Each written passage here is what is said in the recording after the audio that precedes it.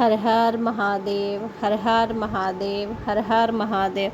श्रावण मास के कृष्ण पक्ष की कामिका एकादशी की आप सभी को हार्दिक शुभकामनाएं।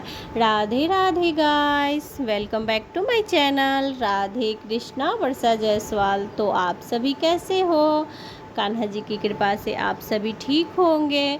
तो आज मैं आप सभी के लिए श्रावण मास के कृष्ण पक्ष में जो कामिका एकादशी होती है उसकी व्रत कथा लेकर आई हूँ। बार श्रावण मास के कृष्ण पक्ष की जो कामिका एकादशी है वो 21 जुलाई 2025 दिन सोमवार को पड़ रही है। तो उस दिन दोनों ही व्रत है, सोमवारी भी है और श्रावण की और एकादशी भी है कामिका।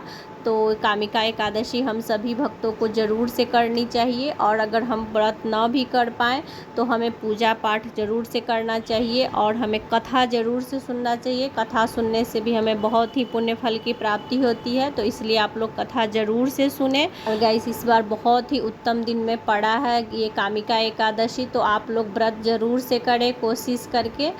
तो आइए अब हम लोग कथा सुनते हैं। श्रावण मास के कृष्ण पक्ष की एकादशी, कामिका एकादशी। युधिष्ठिर ने पूछा, गोविंद वासुदेव, आपको मेरा नमस्कार है। श्रावण मास के कृष्ण पक्ष में कौन सी एकादशी होती है? कृपया उसका वर्णन कीजिए। भगवान श्री कृष्ण बोले, राजन सुनो, मैं तुम्हें एक पापनाशक उपाख्यान सुनाता हूँ जिसे पूर्व काल में ब्रह्मा जी ने नारद जी के पूछने पर कहा था।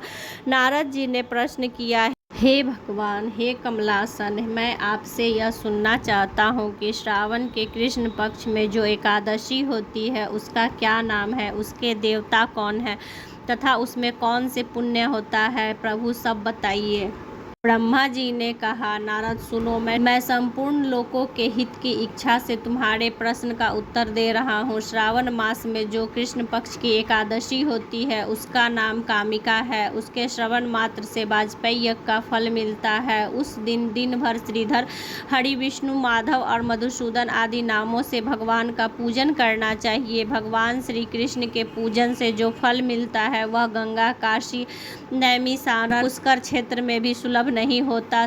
सिंह राशि के बृहस्पति होने पर तथा व्याप्तिपात और दंड योग, गोदावरी स्नान से जिस फल की प्राप्ति होती है वही फल भगवान श्री कृष्ण के पूजन से भी मिलता है। जो समुद्र और वन सहित समुचित पृथ्वी का दान करता है तथा जो कामिका एकादशी का व्रत करता है वे दोनों समान फल के भागी माने गए हैं। जो ब्याई हुई गाय का न्याय सामग्रियों सहित दान करता है उस मनुष्य को जिस फल की प्राप्ति होती है वही कामिका एकादशी व्रत करने वाले को मिलता है। जो नर श्रेष्ठ श्रावण मास में भगवान श्रीधर विष्णु का पूजन करता है उसके द्वारा गंधर्वों और सहित संपूर्ण देवताओं की पूजा हो जाती है। अतः पाप भीरु मनुष्यों को यथाशक्ति पूरा प्रयत्न करके कामिका एकादशी के दिन श्री हरि का पूजन करना चाहिए। जो पाप रूपी पंख से भरे हुए समुद्र सागर में डूबे हुए रहे हैं उनका उद्धार करने के लिए कामिका एकादशी का व्रत सबसे उत्तम है।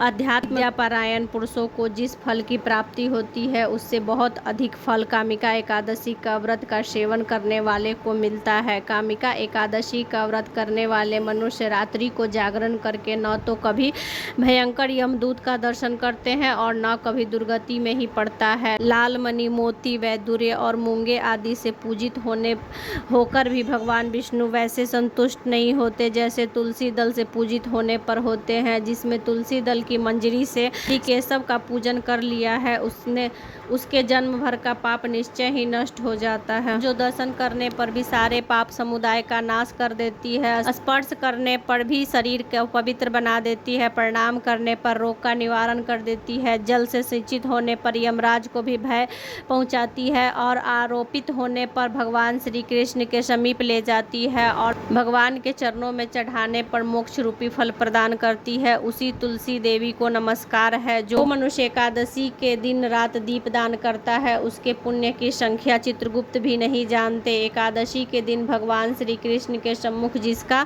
दीपक जलता है उसके पितर स्वर्ग लोक में स्थित होकर अमृत पान से तृप्त होते हैं। घी या तिल के तेल से भगवान के सामने दीपक जलाकर मनुष्य देह त्याग के तत्पश्चात करोड़ों दीपकों से पूजित होकर स्वर्ग लोक को जाता है। भगवान श्री कृष्ण कहते हैं, युधिष्ठिर, यह तुम्हारे सामने मैंने कामिका एकादशी की महिमा का वर्णन किया है। कामिका एकादशी सब पातकों को हरने वाली है, अतः मानवों को इसका व्रत अवश्य करना चाहिए। यह स्वर्ग लोक तथा महान पुण्य फल प्रदान करने वाली है।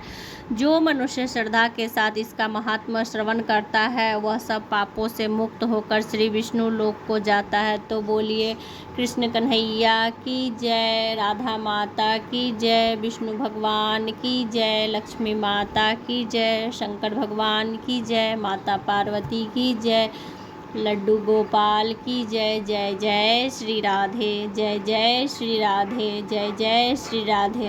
और गाइस, अगर आप लोगों को वीडियो थोड़ी सी भी अच्छी लगी हो तो लाइक शेयर एंड सब्सक्राइब।